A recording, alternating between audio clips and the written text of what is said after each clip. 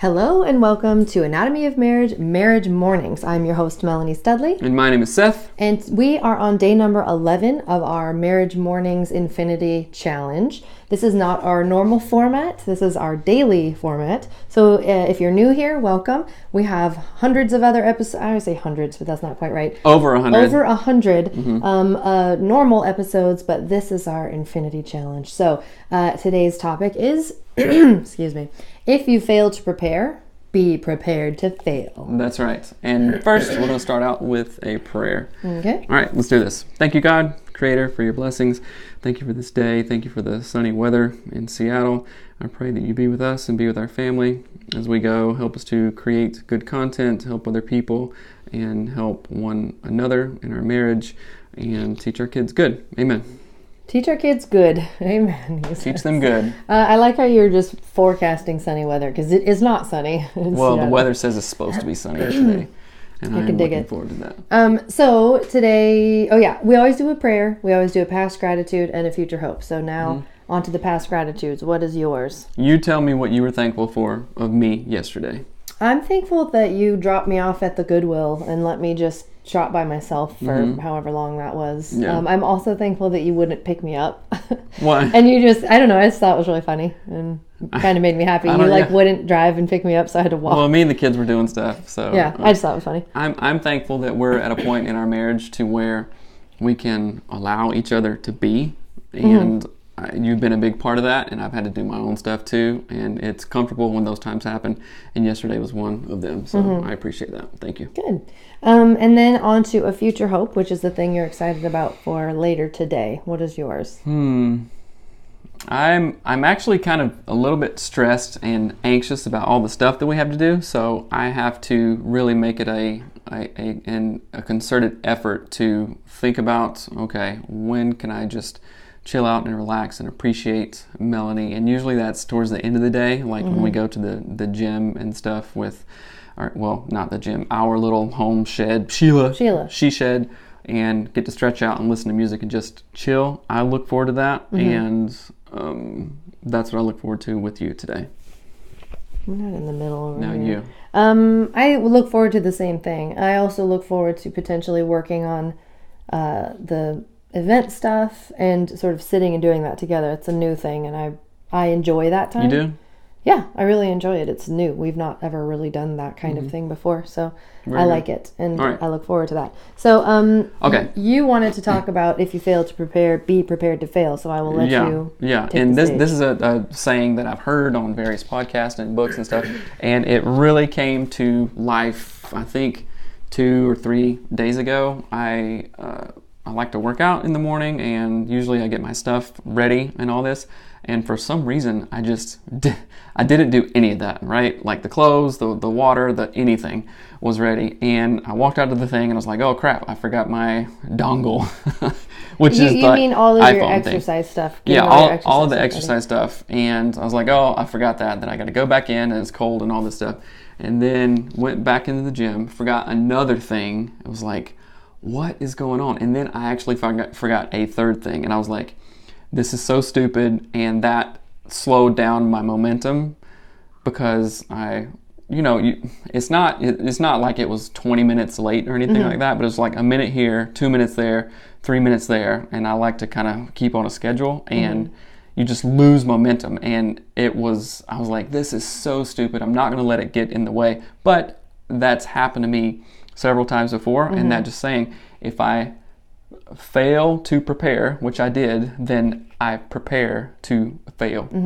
Get behind schedule, get demotivated or whatever, and that really happened. And that is so true in everything that we do. Marriage, work, spirituality, everything that you try to be intentional about, but if you don't prepare for it, then you're setting yourself up. Like, remember when we worked at Starbucks, and for the next shift we would set them up for success? Yeah. I don't know what it was called. It was like a saying or something like that. That is so true for everything. What you do currently, set your future self up for success, right? Yeah. And how do you think that can apply in marriage? What do you have written down? Well, today? some of the things that I took away from that, and there was a couple I was even thinking this morning or last night about you've heard the saying, like, you can't hit a target that you don't aim for. Mm-hmm. And that's one thing that I thought kind of applies there, where it's like if you, because preparation is part of doing things. Like if you're going on a road trip and you're like, gonna go to Yellowstone, you know you're going somewhere. Jellystone. And then you have to prepare, like, okay, if I'm going to drive to Jellystone, I need to have, food in my car, gas in the tank. You got to have a good car. I need to have a GPS. I need to make sure my car is going to get there.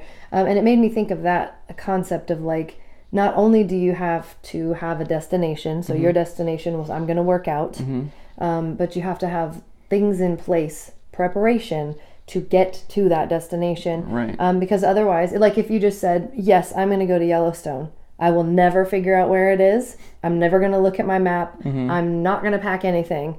See you at Yellowstone. Right. How long do you think it would take you to get there?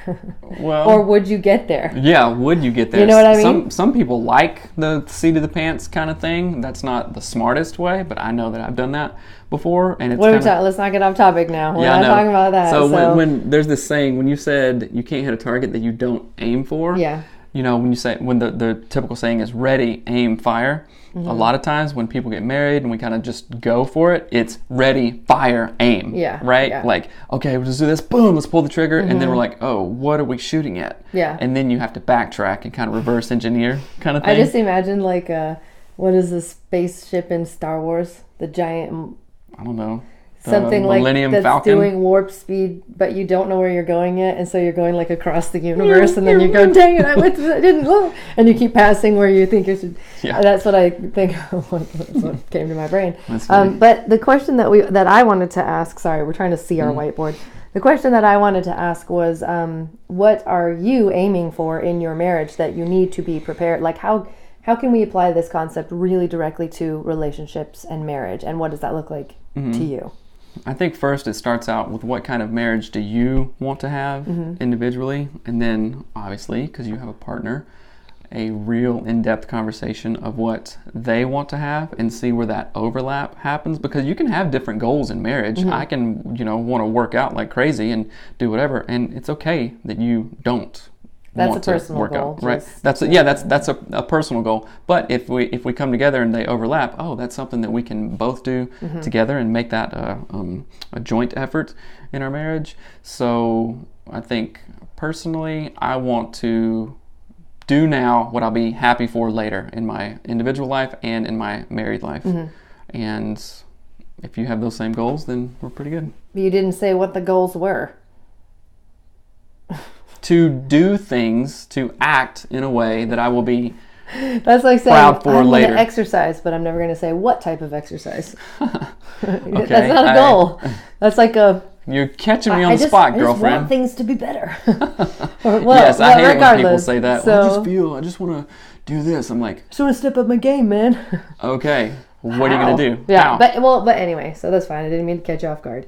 I think that it's really important, you and I should sit down and talk about what are the actual marriage goals that we have. And we have talked about this, but it's usually really specific, like financial goals, or what do we want to do with anatomy of marriage? What do we want to do with how we raise our kids, or what they're learning, or whatever. And so we have really clear goals there. And then the planning, the preparation part of that is the everyday incremental things that we do to set that up. So, for example, even with eating well and in our home, we set that up each week by buying groceries that we're going to be thankful that we ate. Right? We don't come home with like Doritos out the wazoo and stacks of frozen waffles. Is that how you look at lettuce, like on Sunday when we go to the grocery store? See, wisdom lettuce. Hey, lettuce. I'm going to be so glad I ate you later. I love lettuce. Like, I really love lettuce. Plant killer. Anyway, so we got to wrap this up.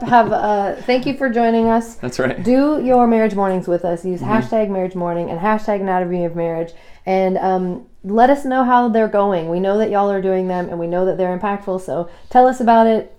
Share it with us. Bring in the stories. Yeah. Can I say thank you? No. Have a wonderful day. We have to wrap it up. We have events. Go check them out. We got to wrap it up. Bye.